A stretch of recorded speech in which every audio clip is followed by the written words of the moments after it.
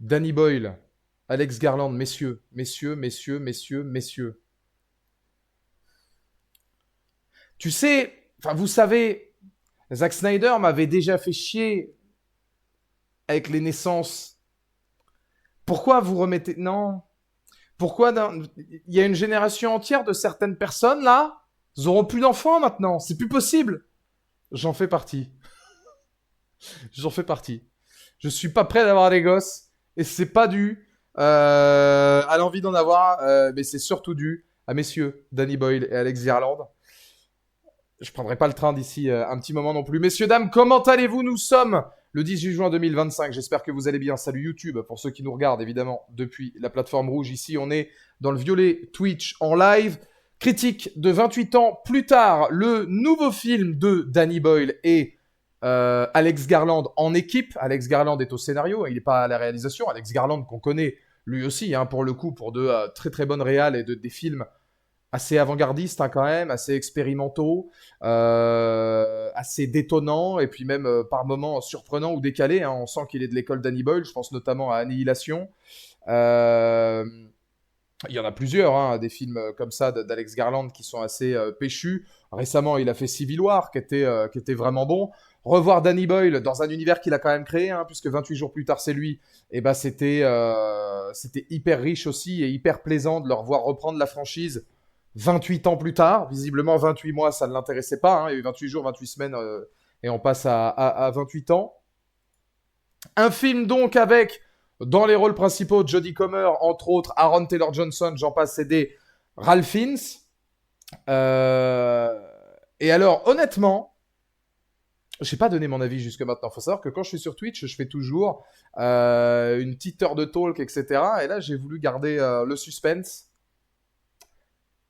28 ans plus tard, est un film. Voilà, merci d'avoir regardé cette vidéo. J'espère que ça vous aura plu. N'hésitez pas évidemment dans les commentaires à me dire ce que vous en avez pensé. On se retrouve bientôt pour la critique de Jurassic World Rebirth où j'aurai plus de choses à dire. Non, non, c'est vraiment pour le suspense du truc. Est un film. Voilà, c'est un film, hein, 28 ans plus tard. Non, 28 ans plus tard, c'est... Alors, j'utilisais le propos pour... et c'est pas pour me déplaire, puisque c'est un réalisateur, un écrivain, un visionnaire que j'aime beaucoup. Je pense que Danny Boyle, quand on voit un petit peu sa cinématographie, Trainspotting, 28 jours, 28 ans, j'en passe et des meilleurs, etc. C'est quand même un sacré visionnaire cinématographique. 28 ans plus tard m'a donné un petit peu parfois l'effet d'un Sam Esmail, d'un Mr. Robot. Non pas pour les choses qu'il développe, puisqu'il n'y a rien de plus différent que Mr. Robot que de 28 ans plus tard, mais parce que les deux sont un temple expérimental créatif. J'ai trouvé que Sam Esmail dans Mr. Robot, chaque épisode était une conception. Il a une maîtrise dans Mr. Robot de créer qui est exceptionnelle, où il a la main mise sur tout, où le mec, il a fait un temple de la création en 4 saisons d'une dizaine d'épisodes, parce que justement, c'est un visionnaire.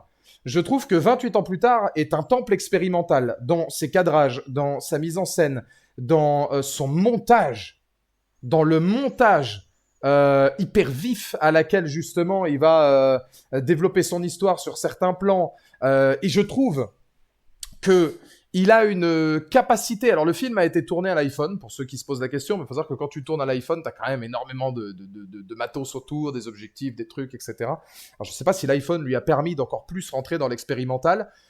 Mais ce qui est intéressant, c'est que avec 28 ans plus tard, il prend un peu à contre-pied le spectateur sur ce que tu pourrais attendre, parce que finalement, c'est pas du tout l'histoire que tu imagines. Et en fait, sans vous spoil, parce qu'en fait, dès les 6 premières minutes, vous avez un spoil majeur de ce qui se passe dans le monde.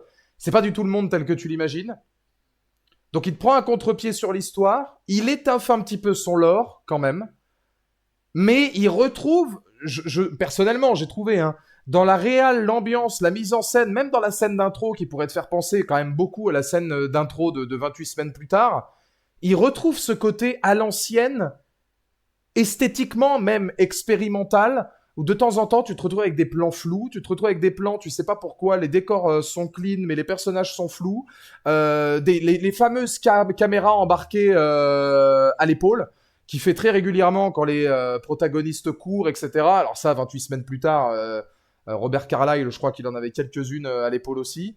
Euh, alors, sans parler du fond, hein, de la narration, il est dans l'expérience. Il est dans l'expérience et en fait, tu retrouves un peu toute sa filmo. Parce que même la séquence finale, notamment avec les Karate Kid, j'en dirai rien pour éviter les spoils évidemment, mais même la séquence Karate Kid finale, parrainée par Dieu d'ailleurs, elle est très Trainspotting. Elle est très borderline, presque à l'excès, où tu te demandes pourquoi cette scène-là est dans un film comme ça. Pourquoi un film qui est sérieux de bout en bout se permet justement là-dessus une séquence un peu de folie à la Trainspotting, là où justement, bon, bah, ça amorcera les suites, puisqu'il y aura une suite à 28 ans plus tard, et si la suite marche, il y aura un troisième volet où Danny Boyle reviendra. Dans 28 ans plus tard 2, on va l'appeler comme ça pour l'instant, il y aura le retour de Cillian Murphy, n'oublions pas qu'il est producteur exécutif dans celui-là. Il serait personnage principal du troisième si le troisième venait à voir le jour. Alors, c'est expérimental, c'est détonnant, c'est un petit ovni quand même. Alors moi, je suis un peu déçu. Dites-moi dans le chat combien de personnes il y avait à votre séance. Je suis un peu déçu parce que nous, on devait être moins d'une dizaine. C'est le jour de sortie du film. Est-ce qu'on va pas avoir un syndrome? C'est pas déjà trop tard en fait pour sortir la suite? Est-ce que les gens ont pas oublié? Est-ce que le film est si porteur que ça? Ben, j'étais au Lido, ouais. J'étais au Lido, il était salle 2, puis il a été décalé salle 5, qui est pas une petite salle pourtant. Hein. La salle 5 au Lido, c'est pas une petite salle. T'as quand même une petite centaine de places, je pense, et on était 10. Alors après, il fait très beau. Pas la faute de Danny Boyle, hein, mais il fait excessivement beau, 30 degrés. Peut-être que les gens ont autre chose à foutre que d'aller au cinéma, ce qui a un tort, ça rafraîchit bien. Surtout qu'à 18h30, ma séance, tu peux aller à la plage avant. Hein. Si tu sors du taf, tu peux aller voir le film aussi. J'espère qu'il y aura plus de monde ce soir. Mais j'étais assez étonné de voir si peu de gens. Après, pour être tout à fait honnête, c'est un film qui ne sera pas destiné à tout le monde. Une des choses que je peux dire pour ceux qui justement se poseraient la question, le moins de 16 ans, il n'est pas excessif. Voilà. Si t'as déjà vu une tête arrachée, t'as déjà regardé Predator. Bon, voilà. C'est pas plus gore que Predator. Des concepts qui rappellent vraiment Predator. C'est pas plus gore que ça. Moi, ce que j'ai trouvé justement assez choquant et marquant, c'est que c'est un film qui est tellement déstructuré, tellement expérimental, tellement farfelu dans certaines séquences, qui peut en devenir dérangeant. Et c'est là où justement la mise en scène pour moi pourrait expliquer le moins de 16. Il y a une séquence, pour vous donner un ordre d'idée, en gros l'histoire pour faire simple. Hein. On est, si vous voulez, un peu sur un rite initiatique au départ. C'est un jeune gamin qui est avec son père Aaron Taylor Johnson, qui va faire sa première sortie sur le continent. Alors le continent, c'est la vraie Angleterre. C'est pas un continent, mais c'est le Royaume-Uni, quoi. Eux, ils sont sur une petite île fortifiée et protégée par la marée. C'est-à-dire que comme la marée monte et descend, bah déjà, quand la marée est haute, ils sont pas, comment dire, en danger du tout par les morts, enfin par les infectés, parce qu'ils sont pas forcément morts, ils sont infectés. Et quand la marée est basse, les infectés, on suppose que quand la mer est basse, on suppose que les infectés ne viennent pas jusqu'à la plage, donc c'est excessivement rare, à mon avis, d'être emmerdé par des infectés.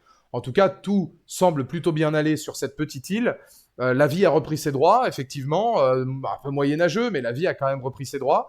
Et lui, l'enfant, en rite initiatique avec son père, va aller sur le continent. Le but, tuer quelques infectés, voir un peu la réalité des choses et revenir. Les choses se font, sauf que sa mère est malade. Donc, la femme d'Aaron Taylor Johnson et la mère du petit est malade. Lui, donc, va embarquer sa mère au Royaume-Uni pour trouver un docteur, atypique, hein, presque un mythe, on ne sait pas vraiment s'il existe encore ou pas, dans le but de la sauver. L'un des deux moments, moi, personnellement, qui m'a le plus dérangé, et pourtant c'est magistral hein, d'un point de vue de mise en scène, c'est le départ d'Aaron Taylor Johnson et son fils. D'un point de vue d'organisation sonore. Il y a un morceau qui passe qu'on jugerait tiré d'une radio. Enfin voilà, ça doit être un truc, à mon avis, récupéré de la guerre, etc. Et il y a ce mélange sonore avec des images d'archives placées un peu aléatoirement de l'Angleterre, de périodes de guerre, mais même arc, flèche, etc. Tout ça. Et aussi période de guerre traditionnelle qu'on imagine peut-être être des extraits de, euh, de 39-45. Alors, comme dit Preach, hein, ça montre un petit peu la folie ambiante dans laquelle basculaient les soldats à l'époque et qui est en accord avec la folie dans laquelle le monde est tombé, ou en tout cas le Royaume-Uni, et ce qui s'ensuit par la suite. Je trouve que c'est une séquence justement très forte. Pour vous donner une idée, c'est la bande son, je crois, dans le premier trailer, c'était le thème musical, si j'ose dire, hein, parce que c'est plus un accompagnement sonore, mais qu'ils avaient mis, je crois, dans le premier trailer. Cette séquence-là est hyper dérangeante. Pour le coup, cette séquence-là est hyper dérangeante. Parce que la mise en scène, parce que la réalisation, le montage, le côté ultra déstructuré, tu sais pas exactement jusqu'où tu vas, etc.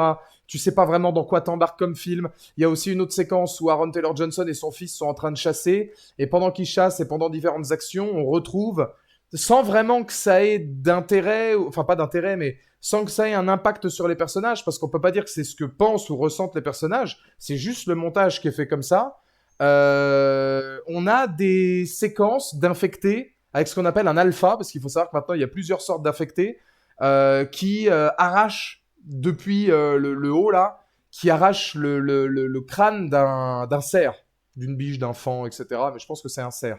Et ils viennent tous le dévorer au fur et à mesure, mais dans une photographie rougeâtre, comme si on était de nuit et qu'on regardait avec des yeux infrarouges, mais gorgés de sang, etc.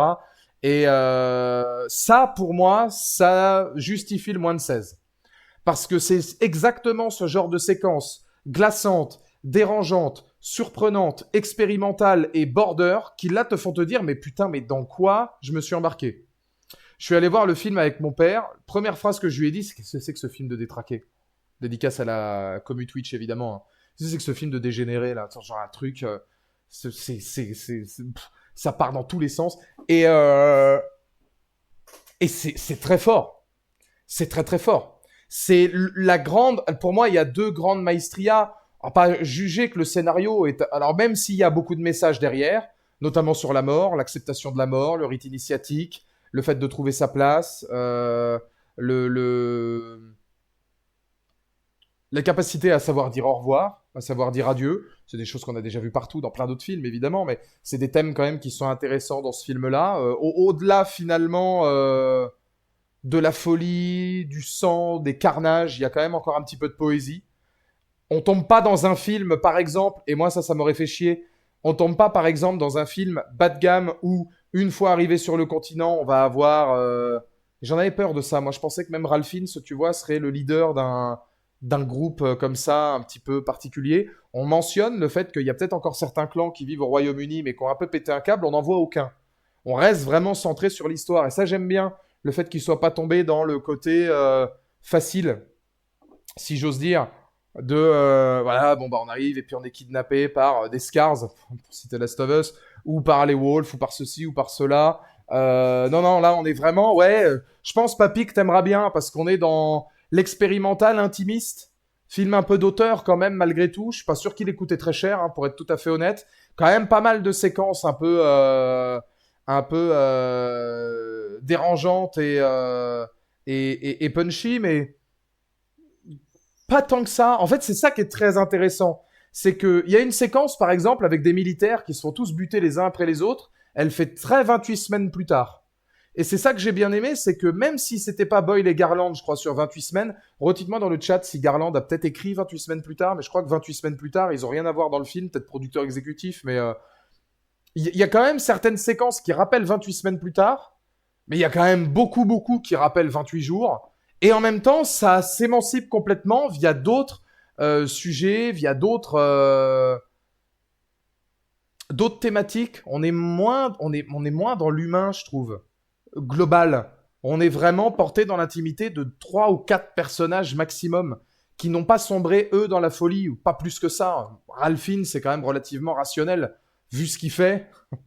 Quand même, voilà, tu vois. Même l'un des personnages qu'on va rencontrer, un jeune Eric, il est alors lui, pour le coup, est hyper intéressant pour le lore. Parce qu'il y a tout un lore. Faut savoir que 28 ans plus tard donne accès quand même à tout un lore qu'on n'imagine pas. Hein. Moi, quand je suis allé voir ça, j'ai vu dans le bandeau, dans le carton dès le départ, j'ai fait un. Ah bon? Eh ben d'accord, du coup, il n'y a pas de souci. Pas vraiment ce que 28 semaines plus tard m'avait laissé penser, mais bah à la bonne heure. Et en fait, bah tu retravailles le lore par rapport à ça. Et tu vois un petit peu l'idée que se véhicule le film de revouloir rentrer dans de l'intimiste. Bon, ça j'aime bien. Perso, je m'attendais à un film plus péchu, dû sûrement à la bande-annonce avec les masques et tout. Bah moi, pas tant que ça. Je me doutais que ça... Danny Boyle, je me doutais qu'il allait pas retourner dans du boom boom pour du boom boom. Qu'il allait avoir un truc plus intéressant derrière, qu'il allait avoir une manière d'approfondir les personnages qui est un peu plus intéressante, peut-être une manière... Moi j'ai été très curieux de voir la manière dont il allait réaliser son film aussi, parce que là justement, même via l'iPhone ou quoi que ce soit, on se doutait que techniquement ça allait être dans l'expérience.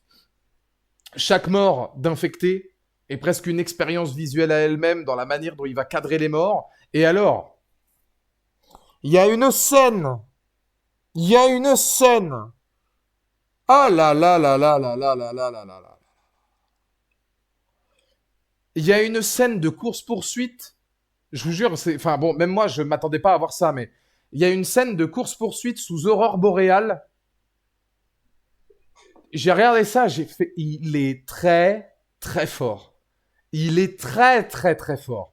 Parce que il avait pas besoin. Mais alors, oh là, visuellement. Oh là là, visuellement. Qu'est-ce que c'est costaud.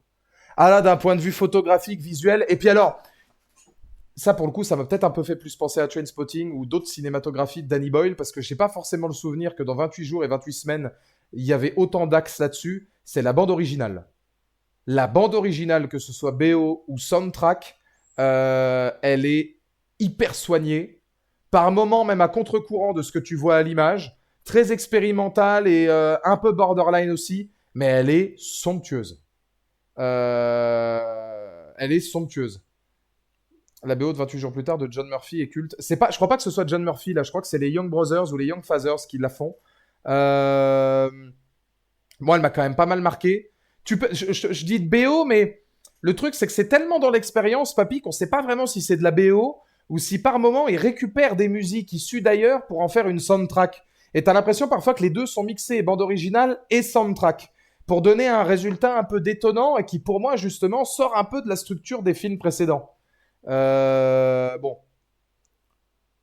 Ouais, mais tu demandais si les opus d'avant. Ah oui, non, mais les opus d'avant ont des musiques marquantes, bien évidemment. Mais c'est pas, je trouve pas que ce soit tout à fait pareil. Après, tu parles 28 semaines plus tard, Nabo, alors je vais pas dire qu'il a qu'une seule musique marquante, mais 28 semaines plus tard a quand même un thème iconique. Aujourd'hui, dans le milieu du cinéma et dans le milieu du cinéma de genre, le thème de l'introduction de 28 semaines plus tard est quasiment connu de tout le monde, a été repris et repris et repris. C'est un thème emblématique. Donc c'est pas ce que je dis. Je dis que c'est, je trouvais ça atypique. Atypique.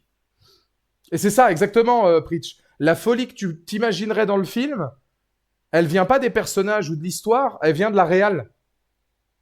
Alors après, t'as des trucs un peu glauques, hein, je veux dire, globalement, voilà, effectivement, il y a une scène dans un train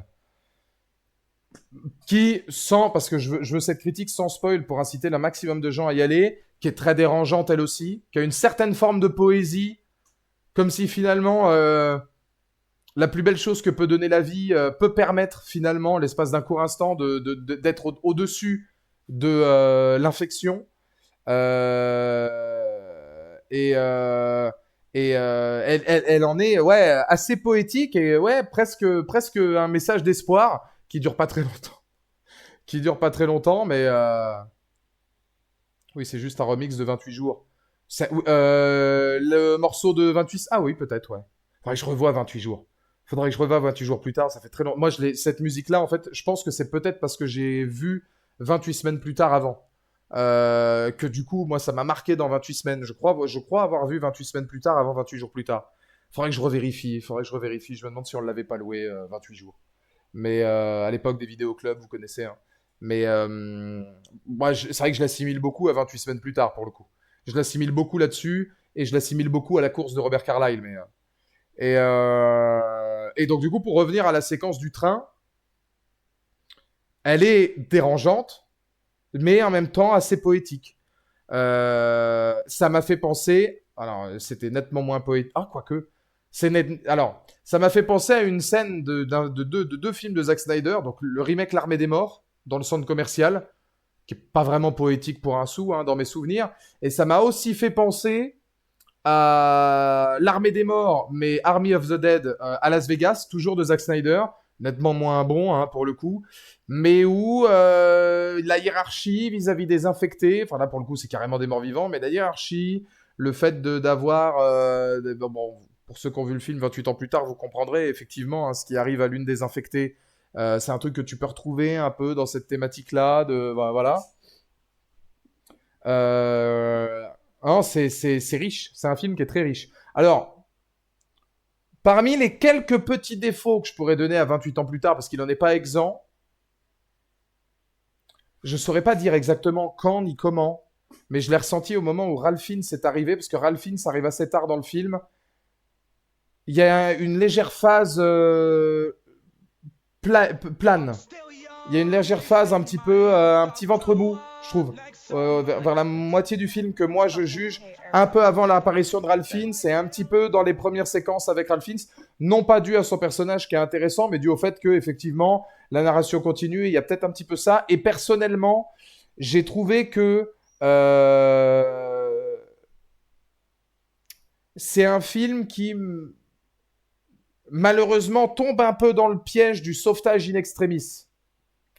J'ai un peu tendance quand même à dire que chaque séquence finalement de danger est systématiquement résolue par un sauvetage in extremis d'un personnage tiers, dont certains dans un laps de temps très court. Je trouve que ça aurait pu être peut-être un petit peu mieux géré au niveau du scénario à ce niveau-là. Parce que c'est vrai que ça fait beaucoup d'affilée.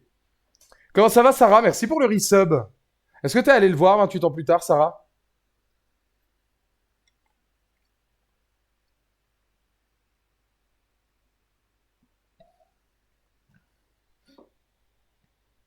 Et dans cette partie, on a quelques facilités un peu grossières sans spoil, mais le gaz qui obéit pas aux règles de la physique et un personnage qu'on doit protéger qui se retrouve seul parce que ça arrange le script. Facilité scénaristique. Après, l'incrustation de ce personnage-là m'a pas dérangé. C'est vrai que le coup de la station essence avec le gaz, etc. Bon, c'est un peu gros. C'est un peu gros. Eric, dans le train qui recule, tu le sens venir à 15 km. La péripétie du train, quand bien même la scène est très belle, tu la sens venir à des kilomètres dès le moment où j'ai entendu le cri. Hein. Euh, le fait que, effectivement. Alors, pareil, ça personnellement, c'est un point de vue que j'ai. Le principe de l'alpha, de la créature alpha, est iconique et presque mystifié. Tu vois, genre, on en fait un mythe quasi increvable. Qu'un sédatif puisse en venir à bout, bon.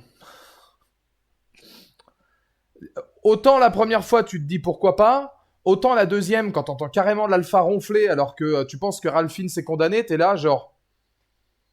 Ouais, ça devient un peu cartoon. J'ai trouvé cette séquence-là un petit peu cartoon. C'est dommage pour le mythe. Voilà. J'ai trouvé. Non, mais même pas. Moi, tu sais, c'est comme le miracle du placenta sous là. Ça, à la limite, on sait pas exactement ce qu'il en serait si on était dans ces conditions-là. C'est un truc qu'on n'a jamais vécu. Ça fait un peu partie du monde fantastique, SF, etc. Bon, c'est de la science. Écoute, pourquoi pas? Ça, je m'en fous. C'est la réalisation. Le fait de démystifier un peu l'icône que t'as rendu mystique tout le film, juste avec un sédatif, ou vraiment dans le montage, tu l'entends dormir et ronfler après et tout. Bon, voilà. Et je trouve que ça a un peu dénué tout le potentiel de l'alpha, ouais, ou dans la scène avec les corbeaux qui est superbe, bah, qui arrive ensuite à la séquence avec les aurores boréales. Ouais, c'est vrai que d'un point de vue là, pour le coup, ouais, c'est quand même très recherché, hein. Ça, de toute façon, on le savait rien qu'avec Garland on le savait rien qu'avec Garland et comment il s'appelle? Boyle. C'est des mecs, Alex Garland, tu regardes Annihilation, l'une des séquences qui aujourd'hui me fait encore le plus flipper, c'est l'ours qui crie au secours ou je sais plus trop quoi là. Moi cette scène-là, elle me retourne. Hein. J'ai pas pu beaucoup la regarder. Hein. C'est du Garland. C'est des mecs qui sont tellement déconnectés. Enfin, pas, c'est des génies, hein, mais c'est des mecs qui sont tellement dans la déstructuration totale et dans l'expérimental et jusqu'à maintenant non regardé, même non imaginable. Enfin, c'est des gars, ils sont une matrice à part. Hein. Danny Boyle, c'est pareil. Hein. Danny Boyle, c'est pareil. Donc c'est vrai que... Et alors, un point quand même qui est important aussi à souligner, c'est la performance des acteurs.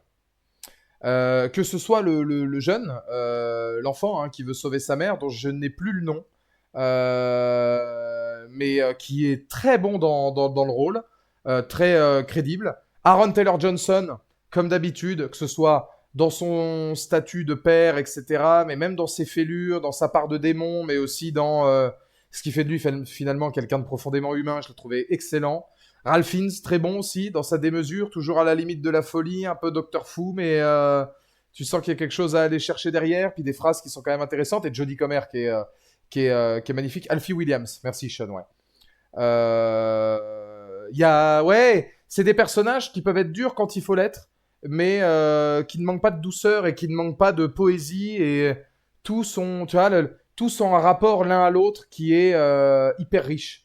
Le rapport entre le père et le fils dans la première partie du film est très intéressant. Le rapport poétique, d'amour inconditionnel qu'il y a entre la mère et son fils, où son fils s'en occupe presque parce que c'est une nana en fait qui est voilà qui est malade, très malade et qui parfois a un peu des moments de latence, d'hésitation, de machin ceci cela. Bon, elle, ça lui arrive des fois qu'elle confond certaines personnes. Pareil dans la manière dont elle peut confondre son fils avec quelqu'un d'autre et que son fils va se faire un peu passer pour cette personne-là pour prendre soin d'elle, etc. Ceci, cela, et rester au chevet de sa mère qui est mourante. Moi, je trouve que c'est un film qui ne manque pas d'une certaine poésie. Enfin, je trouve. Je trouve même, pour dire la vérité, hein, je trouve que c'est un film qui a de l'espoir. Je trouve que c'est un film qui est... je me souviens, 28 semaines plus tard, était quasiment sans espoir, hein, avec la scène finale où je crois que les infectés arrivaient à Paris. 28 jours, je m'en rappelle plus suffisamment. Mais je trouve que c'est un film qui est presque une ode à l'espoir. Et où les infectés, on peut se dire que ça va être un film de zombies, d'infectés, etc. Mais ça te prend à contre-pied. Plus un film pas centré sur les humains, mais centré sur l'humain. Vous voyez, pas les humains avec 1 milliard de personnages, etc. Mais l'humain. Les 2 ou 3 personnages principaux dans lesquels on va travailler la quintessence humaine. C'est de l'espoir pour un enfant qui grandit et qui arrive à aller au-delà de ses parents. Ouais, par exemple. Bah, puis c'est de l'espoir aussi pour ce qui est presque l'Immaculée Conception. Preach, pour toi, d'ailleurs, infecté avant ou après? Parce que, alors, pour ceux qui n'ont pas vu le film, vous savez quoi, je vais juste spoiler cette séquence-là. Pour ceux qui n'ont pas vu le film, je vous invite à quitter la vidéo. De toute façon, on a bientôt fini. Hein. Donc, je vous invite à quitter la vidéo. Parce que j'ai cette scène-là, je voudrais faire une rumeur que je voudrais discuter avec certains. Pour ceux qui ont vu le film ou les spoils, vous vous en foutez un peu, je vous invite à rester. Là, on est en partie spoiler. On pourrait pas dire que vous n'êtes pas au courant. La femme, l'infectée enceinte dans le train, infectée avant ou infectée pendant la grossesse. C'est-à-dire, je pense que le plus beau message serait qu'elle serait tombée enceinte après être infectée. Et alors pourquoi du coup l'enfant ne serait pas infecté? Parce que là, tu vois, moi je me suis dit, si le placenta a permis que l'infection n'arrive pas au bébé, ça veut dire qu'à mon avis, elle était infectée, elle s'est fait mordre, elle est devenue infectée, mais l'infection n'est pas allée au bout. Moi, je vois plus ça comme ça. Mais d'un autre côté, comme l'alpha la récupère, regarde le ventre, etc., et on a l'air quand même que visiblement, enfin, on a l'air de plus ou moins comprendre un peu la manière de Zack Snyder, là où il l'avait fait avec, pareil, hein, les alphas, etc., où il y en avait une, la reine et le roi, je crois qu'il s'appelait, où la reine était enceinte du roi. Peut-être qu'effectivement, il y a les infectés se reproduisent. Même infectés peuvent se reproduire. Mais alors, dans ce cas-là, pourquoi le bébé n'est pas infecté? Parce que je veux dire, si lui est infecté, on peut imaginer que le musper l'est aussi. Euh, La femme enceinte, la femme infectée, j'imagine que les ovules sont infectés aussi. Moi, c'est une question que je me suis demandé. C'est est-ce qu'il y a eu coït avant ou après? Le musper de Yannick Noah. Dans évidemment EPS, la nouvelle série en vogue, mon saoul.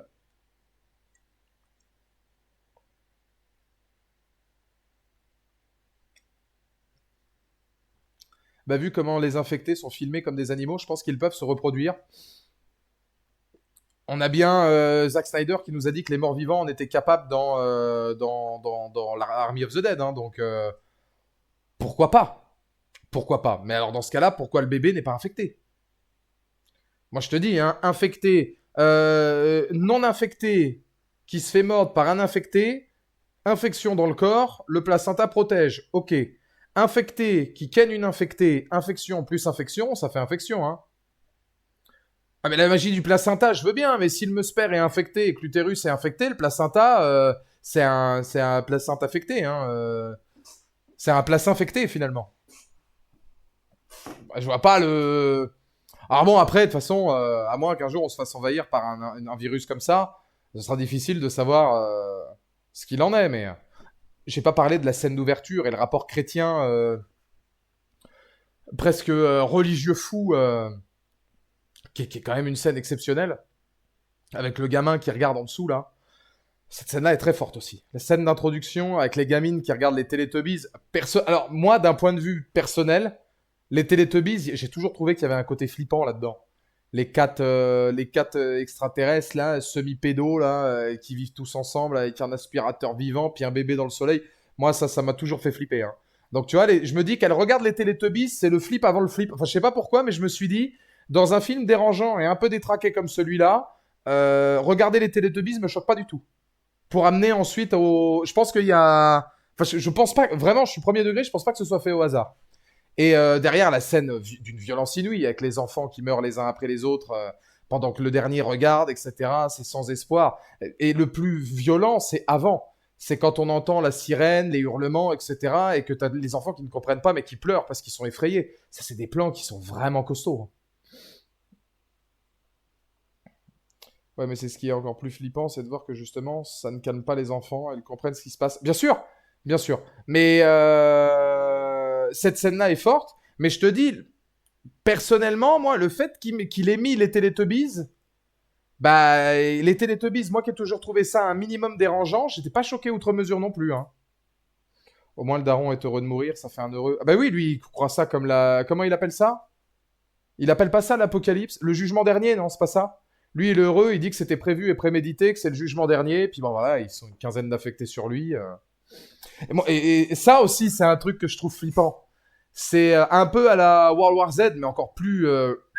C'est comme dans la scène de 28 semaines plus tard, avec les petits vieux qui se transforment vite, c'est la rapidité d'exécution du. Alors bon, ça c'est propre à la saga, hein, mais la rapidité d'exécution de la transformation. C'est-à-dire que les infectés ne te mangent pas. Vraiment pas. Enfin, je veux dire, à moins que t'aies pas de bol, ou alors qu'ils soient dans la nature et qu'ils ont l'air de manger des animaux, de la viande, etc. Mais ils ont pas l'air de manger des humains. Ils veulent les infecter pour les ramener avec eux. Ils mangent des vers, ils mangent des cerfs, des choses comme ça. Mais t'as l'impression que c'est une infection limite qui a muté vers une nouvelle espèce finalement. Et que c'est pas intéressé par la chair humaine. J'ai pas l'impression que ça mange l'être humain. Ça l'infecte. Le but c'est de l'infecter, qu'on soit plein. Donc au final, tu te fais mordre une fois ou deux, puis tu te transformes, et puis c'est fini, quoi. Ah, sauf pour ceux qui voient un alpha, auquel cas la vie prend fin, puisque les alphas t'arrachent la tête de là à peu près là, tel un prédateur. Donc eux, effectivement, t'as pas vraiment le temps de voir venir. Euh, Bisous à eux d'ailleurs, hein, mais ils sont pour le coup assez flippants. Et je trouve ça intéressant qu'ils soient montrés qu'à très peu de moments. Ils sont très mystifiés, hein, comme je le disais encore une fois, mais ils sont vachement sacralisés dans le non-dit. On les voit beaucoup dans la pénombre avec des jeux de luminosité où eux sont l'obscurité ou sortent de l'obscurité. Il y a un plan où il y en a un justement qui attend à côté d'un arbre et par rapport au coucher du soleil, tu le vois que dans l'obscurité. Et j'ai trouvé ça bien. J'ai trouvé ça bien parce que ça les sacralise vachement. eux qui ne sont finalement que des êtres humains, plus costauds et plus intelligents que les infectés normaux. Ah, beaucoup plus costauds. Ça les a transcendés, mais ça reste des humains. Ça reste des humains. Mais, enfin, des infectés, traditionnels. C'est pas genre comme si tu voyais un colosse. C'est un gomuscu. C'est un infecté gomuscu. Mais ils sont assez impressionnants et tu les vois. Hormis finalement. Je crois que c'est hormis la séquence du train, hein, tu les distingues très peu avant la séquence du train. Peut-être un plan ou deux de très loin, ou un plan sur une course ou autre, ou un plan rapide en gros plan sur le visage, mais tu les distingues très peu. La séquence de l'arbre en termes d'iconisation des infectés, c'est très fort. Oui, et puis il y a les corbeaux qui vont avec. Symbole de la mort, etc. Tout ça. Oui, oui, non, mais c'est pas fait au hasard, hein. C'est pas fait au hasard. Tu te demandes même s'il n'y a pas un lien avec la nature de la part de ces infectés-là. Mais t'as un côté... c'est des thématiques, Preach, qui se rapprochent un peu du bouquin Je suis une légende. Genre, pas le film, hein, mais dans le bouquin, c'est sur des vampires, et Robert Neville, lui qui est le dernier humain, se rend compte qu'au final, c'est lui la légende. Parce que ce qu'il considérait comme des créatures et comme des monstres, ont fait une société et sont devenus la société telle quelle. Et là, tu vois les humains qui sont reclus et parqués, et t'as les infectés. Mais les infectés, si effectivement ils vivent limite avec un moyen de reproduction, ils vivent comme des animaux, ils mangent comme des animaux, enfin, t'as un côté presque, bah voilà, life finds a way, hein, la vie a trouvé son chemin. Presque, hein, si j'ose dire.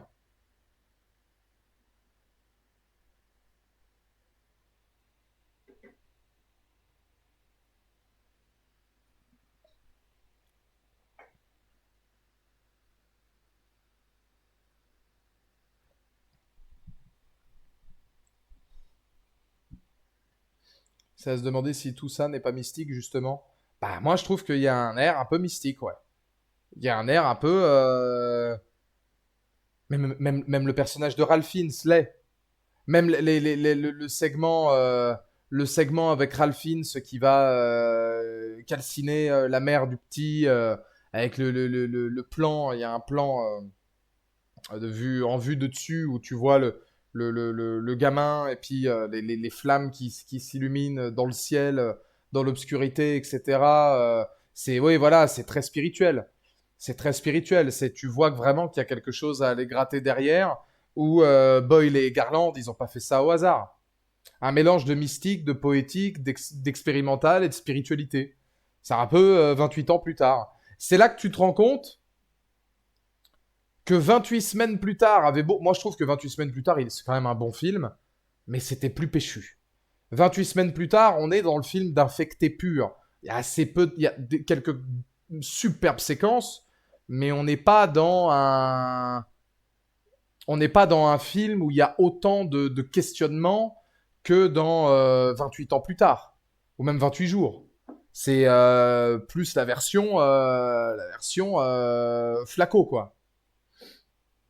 La version Soul First. Mais ça, pour moi, ça reste un bon film, hein, 28 semaines plus tard. Il est plus classique. Il est plus classique. J'espère justement que ça gardera smooth dans la suite, car la séquence finale laisse apparaître un délire plus barré. J'espère que ça prendra pas trop le pas sur cette ambiance hypnotisante. Alors moi, personnellement, je pense que la suite, ça va... Ouais, je pense que ça va être totalement barré. Et autant, ouais, je peux comprendre l'idée. Autant je sais pas si ça va se marier avec l'environnement et ce que le film véhicule. Vraiment, genre je suis là, genre bon, ouais, c'est si barré que ça. Bah en fait, tu te rends compte à la fin du film que l'enfant de la scène d'introduction qui a vu son père mourir dans l'église s'est transformé en ghetto warrior ninja et qu'il a une équipe de mecs un peu habillés de toutes les couleurs en mode Power Rangers avec des clubs de golf et tout qui dézinguent des infectés un peu n'importe comment avec une musique un peu metalcore et ça fait un peu Yamakasi quoi, ouais. Et la suite par les réalisateurs de The Marvels, bon, ouais, c'est vrai que je suis pas le premier des fans, mais si tu vois, si je savais que Boyle faisait le 2, j'aurais été rassuré, mais là, le fait de savoir que c'est pas lui pour le 2, mais il va forcément avoir la main mise sur le reste, non? Je veux dire, j'imagine pas Danny Boyle ne pas donner son aval. Le mec, il est d'accord pour revenir sur le 3, il a relancé sa franchise avec Alex Garland, leur franchise. Il relance ça pour une trilogie, mais en même temps, il se dit, vas-y, le 2, j'en ai rien à foutre. Je pense pas. Enfin, je vois pas comment il pourrait se dire, ouais, bah, je m'en bats les couilles. 28 Power Rangers plus tard. Bah, c'est limite ça, hein. C'est limite ça.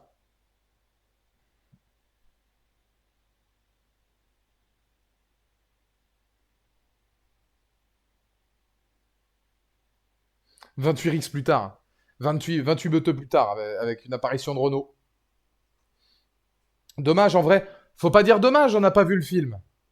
On va pas commencer à dire dommage sous prétexte que, ouais, ça a l'air un peu chelou. Bon, moi, ça m'a fait penser aux motocyclettes colorées de Boba Fett, hein, mais c'est vrai que c'est assez particulier. Maintenant, en fait, ce qui est étonnant, c'est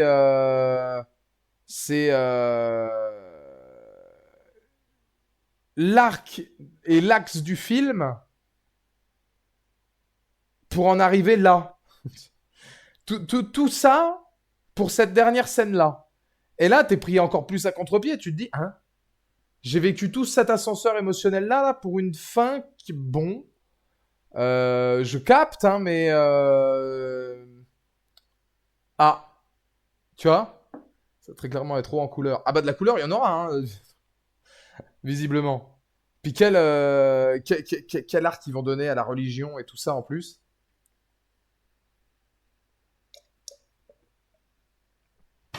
Franchement, je vais être honnête avec vous. Hein. Euh, les personnages de la fin de 28 ans plus tard, t'as l'impression qu'on va arriver dans leur campement. Les deux leaders, c'est Sulfurst et Kemar. Et ils vont être là, vraiment, ils vont arriver. Hey, salut, moi c'est Laurent. Bon bah voilà, ah, le palais de la branle. Là, il y a le palais de la branle qui est juste là, c'est mon Soulfirst qui l'organise. Non, non, je te le dis. Non, mais c'est normal d'avoir encore un peu du plaisir. D'ailleurs, tu vas prendre ta première branle. Non, non, non, non, je te le dis, non, très clairement. Non, non. On bastonne désinfecté pour le plaisir et ça fait du business, bordel. Il y a la menace qui est là-bas qui va dire montre-moi ton patrimoine, montre-moi du business, montre-moi le patrimoine. 28 000%, 46 000% sport plus tard. Je pense que ça va être des antagonistes, ces mecs-là. Ah bah, ils ont l'air de gros cons, hein, oui. Je pense qu'à mon avis, oui. Hein. Puis ça sort dans pas longtemps, ouais. C'est que ça sort dans pas longtemps. Hein. Enfin bon, ça reste quand même un très très bon film. Moi, je lui mets 4 étoiles sur 5, à 28 ans plus tard. 4 étoiles sur 5. Ah ouais, si, quand même. J'hésite entre 3,5 et 4. J'hésite entre 3,5 et 4, mais c'est tellement bien ficelé en termes de montage et de mise en scène, c'est tellement original, je me vois pas mettre en dessous de 4, rien que pour certaines séquences et l'originalité de la réal et la manière dont le mec, il fait ce qu'il veut de sa caméra, quoi. Donc je vais rester à 4 étoiles, putain de merde. Notation Letterboxd, là tout de suite. Bah non, parce que si j'ouvre Letterboxd, j'ai une chance sur deux que les lives plantent. À mon avis, Roawin, pour qu'un live se passe bien, il faut que j'ouvre en amont toutes les pages que je dois ouvrir. Je pense que le live bug à partir du moment où je tente d'ouvrir un truc. C'est pour ça que jusque maintenant ça n'a pas bugué. C'est que j'ouvre systématiquement chaque page, même VLC, je l'ouvre en avance. Hein. Pour ça, je suis sûr que tout est ouvert et que le PC il a pas de bug. Parce que la dernière fois, j'ai voulu ouvrir Nightbot, le mec il a planté, ou StreamYard, le mec il a planté. Hein, donc.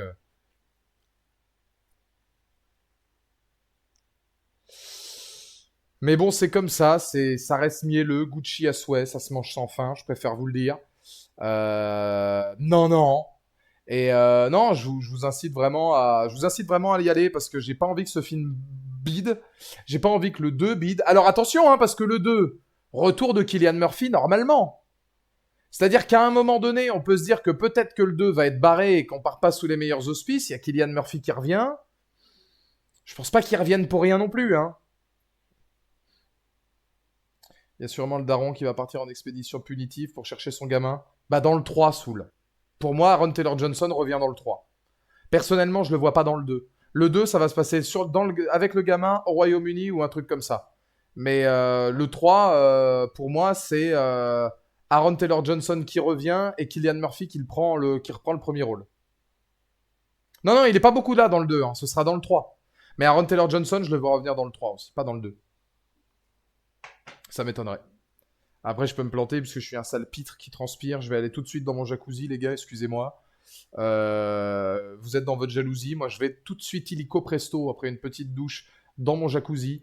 Petite eau à 40 degrés, là. On va se redorer, enfin, on va se rééquilibrer la pilule après l'avoir doré toute la journée. Demain, rebelote. Je vous fais des bisous. Demain, pour ceux qui attendaient le contrat de Dr. Dre, sachez que ce sera sûrement l'après-midi, puisque j'ai basket le soir. Donc le premier live de GTA, le contrat, ce sera sûrement demain à 14h. Attendez-le demain pour 14h. Et on jouera à 15 jusqu'à 17. Après, on fera le reste samedi, hein, évidemment, puis si on doit jouer encore un petit peu plus la semaine prochaine, on le fera. Mais attendez plutôt le live demain après-midi, plus que demain soir, puisque demain soir, j'ai pratique du basketball, ou demain soir, je saurai où je serai l'année prochaine. Restera-t-il à Saujon? Partira-t-il à Royan? Demain à 19h30 ou demain plutôt à 21h, j'aurai la réponse. Et puis, bah, nous, on se retrouvera après le samedi et le dimanche pour la critique de Mr. Wolf 2. Critique de 28 ans plus tard, évidemment, en rediffusion sur Twitch dès demain. Ah, des bisous!